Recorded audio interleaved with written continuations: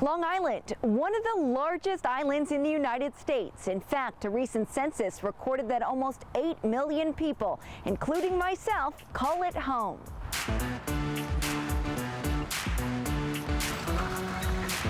With a boom in population comes a boom in business.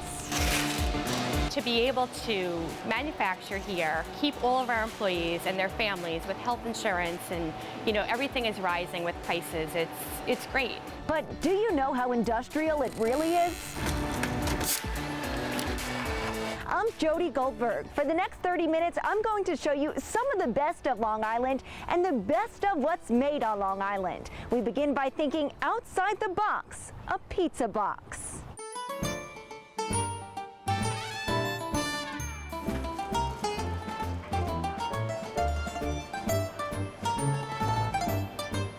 Who doesn't love pizza? Statistics show 93% of Americans eat at least one slice a month. If that's a takeout order, it'll probably come in an old-fashioned clay-coated box. Buy a pie and you'll get a sturdier, corrugated one. But this wasn't always the case. Back in the early 1900s, it was a roll of paper, like a butcher paper. You would pull it down, place the pie on top, and roll it back on top again, and it would hand it to you. Since then, boxes have become standard with any order. They're what keeps Gil Corinne in business. The Long Islander owns Freeport Paper Industries. The multi-million-dollar company is one of the largest pizza box manufacturers in the world. The box is a key factor of the actual pizza. It needs to stay warm, it needs to stay put when you get a delivery, and you need to know where it comes from. Not knowing is what led Gil to change his career from medicine to manufacturing. I was home one night, studying for an exam. I went downstairs to look for a slice of pizza. There was an empty pizza box in the kitchen table. It says fresh hot pizza. I had no idea where the pizza came from. His thought, every box should be branded. He's been selling pizza boxes since 1990 and opened in Central Islip in '99. The business operates 24/7 and he has more than 200 employees. We produce everything from a 7-inch box to a 24-inch box. We have 28-inch boxes. Kathy Virgilio has been with the company since the beginning. We specialize in small runs, large runs. Anyone can brand themselves. And we produce our product in the USA, which is huge. What's changed over the years? Boxes have gotten bigger because pizza toppings have become more creative. And when it comes to the design, it's about thinking outside the box. It's just a 1 or 2 color box. You put your logo and your information on it, and as you're taking out of the store, people see your information and they want to know more. Danielle Raimondi is a production artist. She says the Pizza Man is a classic. And so we kind of doctor him up. We see, the OK, we see him tossing dough, we see him pulling something out of a brick oven. He has a lot of different poses. He's our top model. 10 million boxes are made each week. Prices range from 20 cents to $1.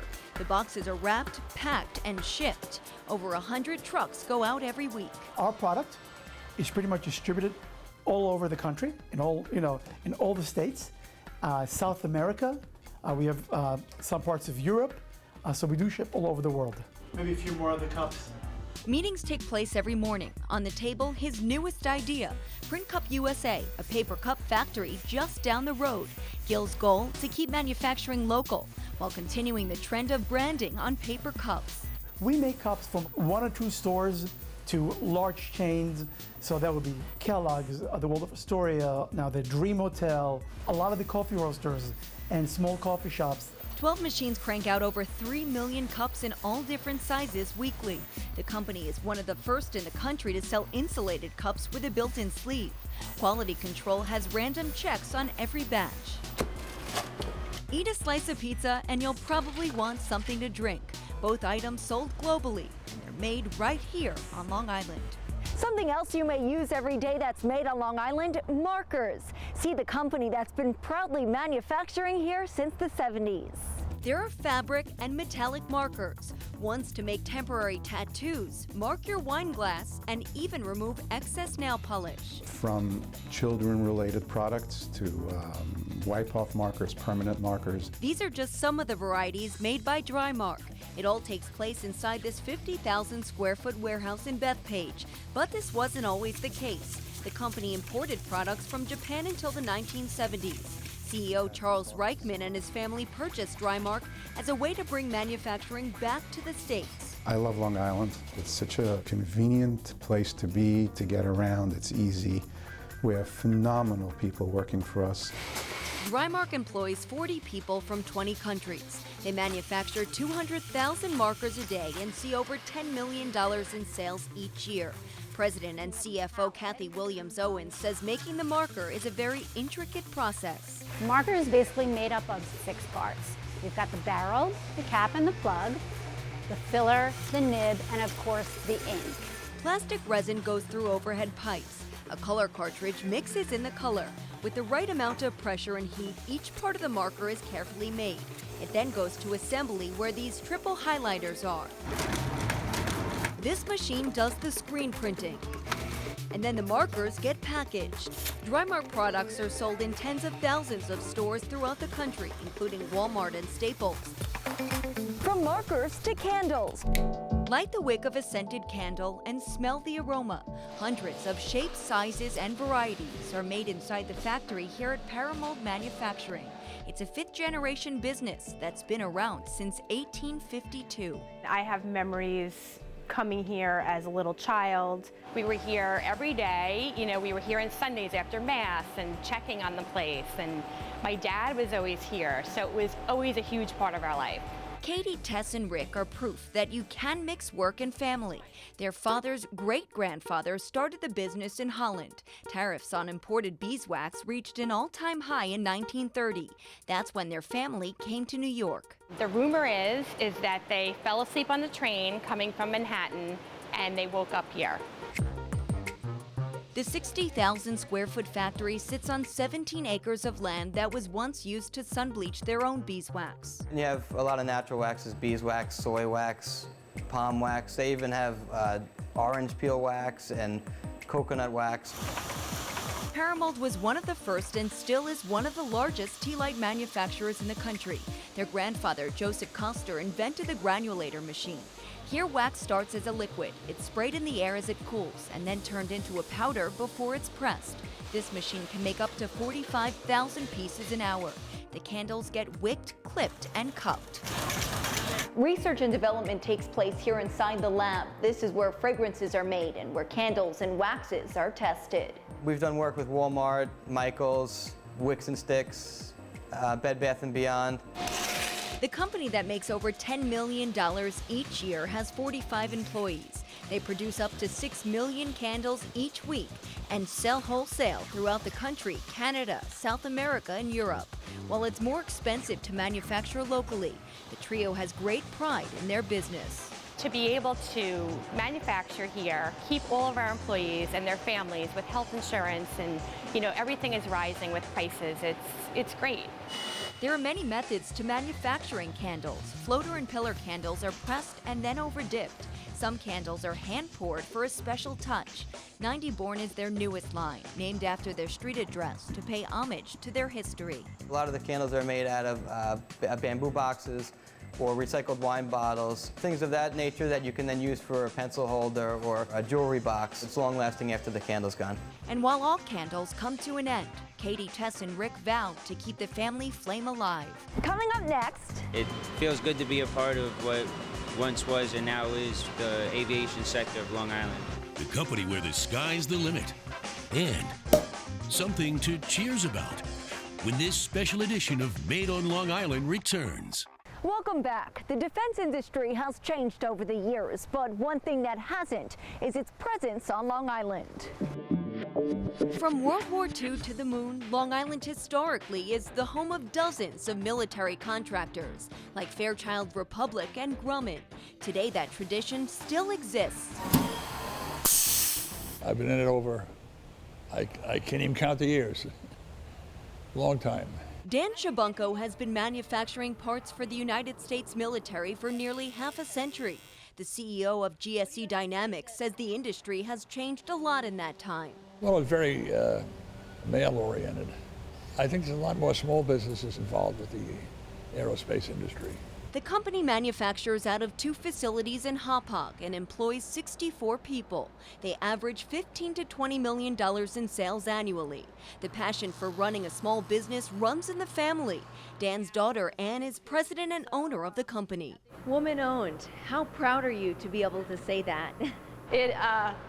Honestly, it means a tremendous amount, but I always focus on, being woman-owned is wonderful, but without capability and quality and the ability to provide the parts to the Air Force, that's almost more important. Many of the aircraft parts for the Air Force and Navy start as blocks of metal. Machines like these intricately cut the parts. Now, from start to finish, it takes about 3 hours. This will be the fitting on a Black Hawk helicopter. It's about quality. This will be a glare shield for an E-2D. And these are the upper and lower domes for a Navy ship. To be a defense contractor, you really got to believe in what you're doing and supporting the warfighter. It's also about a sense of pride manufacturing on Long Island. Now the push really is to make sure that we can continue the next generation and hire young people who have the skilled and training to manufacture structures for the military.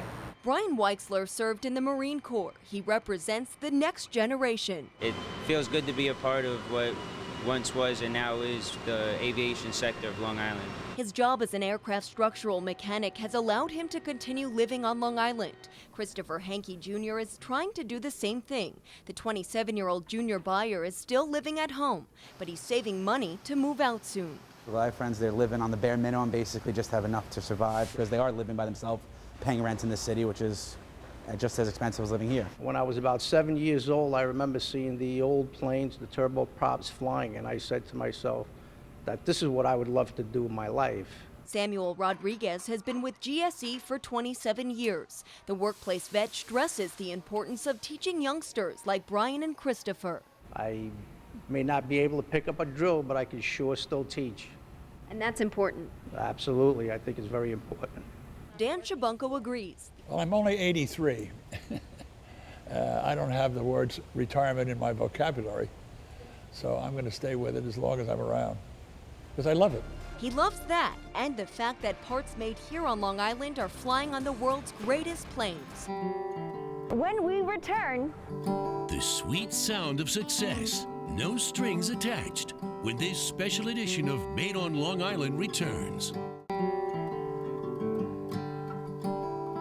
It's not just the guitar player who makes the music, it's also the strings, where the sound actually starts.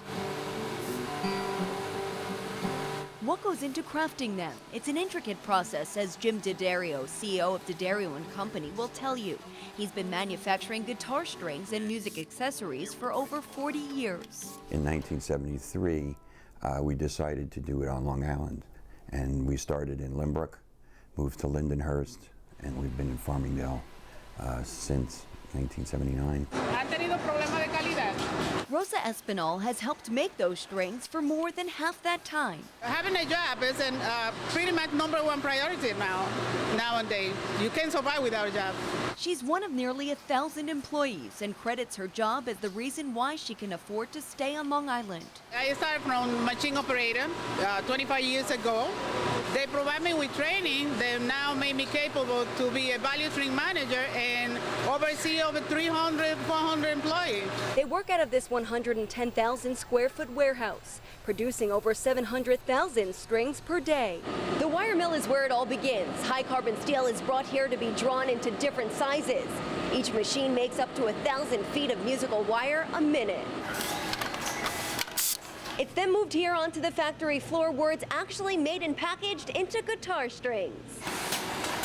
70% of what we make here gets packaged under the D'Addario brand name. It gets inventoried in our warehouse, and then orders get fulfilled from the New York warehouse. From New York to countries like China, global exporting is more than half the business. The company that is projecting to do $175 million in sales this year sells to 4,000 retailers in the United States. A set of guitar strings, is a simple 6-string set, would range from anywhere from, say, $4.50 to $12, depending on whether you're buying our premium product or our uncoated standard products. They're able to cut costs by designing and building their own machines. Government funding is also available if you do your research. There's lots of opportunity to get help so that you actually remain competitive here and have the advantage to tap into culturally the center of the world. Striking a chord for success.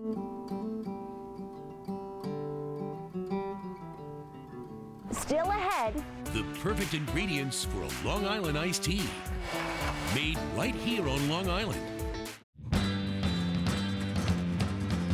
chances are you've had a cookie or two this holiday season. Check out this batch made right here on Long Island. At Cookies United, there's never a shortage of sweets. About 1,200 pound dough is going to produce about 20,000 cookies an hour. On this conveyor belt, pistachio leaf cookies. They're molded into shapes, baked in an oven, dipped in chocolate, and then coated with cookie crumb sprinkles. Here's where all the magic starts. Our flour is in our flour silos outside. They get pumped in electronically to our horizontal mixers. Flour is directly delivered to these silos, which hold 100,000 pounds of flour. Inside the mixing room, workers carefully follow a recipe. Each ingredient is measured and poured into an industrial mixer. From there, the dough is baked. Our ovens range in length from 80 feet to 150 feet. They bake at different speeds, different temperatures based on the different cookies. Cookies United manufactures 4 to 5 days a week and employs 120 people depending on the season. CFO Michael Petroselli will tell you the fourth quarter is the busiest time of year. During our peak season, we go up to 200 people. We have a wide variety of great products, over 200 delicious cookies. On any given day, we can make 12 cookies on the floor, and when all the ovens are going, we crank out 1 million cookies a day. From start to finish, it's all done inside this 140,000 square foot bakery. They've got hundreds of cookie molds. The company that sees in excess of $30 million in sales each year works closely with state and local programs to help grow the business and compete nationally. Mercedes Ducassi oversees the production on the floor. This job is do everything for me. Because of this job, Mercedes, who's a mother of 3, can afford living on Long Island.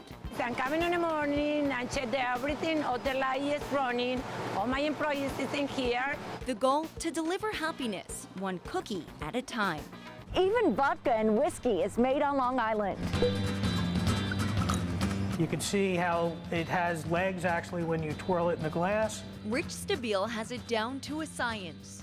The electrical engineer turned master distiller opened Long Island Spirits 10 years ago. Long Island had a long history of growing potatoes, and it was always my idea, why doesn't someone make a potato vodka from our wonderful potatoes? So Stabile started with potato vodka and now manufactures and sells gin, liqueurs, and whiskeys. It's all done inside their 14,000 square foot distillery and barrel house in Bating Hollow on the North Fork of Long Island. Long Island has its own unique microclimate in agriculture. We have about 15 to 20 longer growing days than Connecticut, which is only 10 miles away, because the Gulf Stream hits the base of Long Island. Different from the wineries, Long Island Spirits manufactures year-round using local agriculture. The company that's been on a 50% annual growth rate is in 35 states and Canada. They're also in talks with distributors in Europe. Stabile, who has 15 employees, says they're on track to do close to $2.5 million in sales this year. One day we'll be milling and fermenting. Another day we will be distilling. Today we'll be bottling. Bottling whiskey, which makes up 80% of their business. This automated machine can fill, cap, and label up to 1,000 bottles an hour. You're looking at 25 pounds of potatoes to make 1 liter of vodka. Why? Well, 80% of a potato is water. But to make whiskey, each bottle only needs about 3 pounds of corn, rye, or wheat. This is the actual local winter rye that is planted in October and forms a cover crop of the potatoes. This is what we make our Rough Rider rye whiskey out of. The rye is milled and then goes into the mash tun. It cooks for about 2.5 hours and then it's cooled and fermented for 10 days. Matt Nikotopoulos is an assistant distiller. Basically, it looks like oatmeal. You distill that and a clear liquid, the spirit, comes out. And then you have to distill it once more to clean it up. And then if you're making whiskey or bourbon, you can barrel that second run. It's aged for at least 1 year before it's bottled, boxed, and shipped. A liter of vodka costs $36. Whiskeys and bourbons start at $45. Each whiskey has its own flavor profile. And just like wine, they tend to improve with age. It's delicious. So whether you're enjoying a cocktail, ordering a pizza, or buying a candle, pay close attention. It may just be made on Long Island. Until next time, I'm Jodi Goldberg.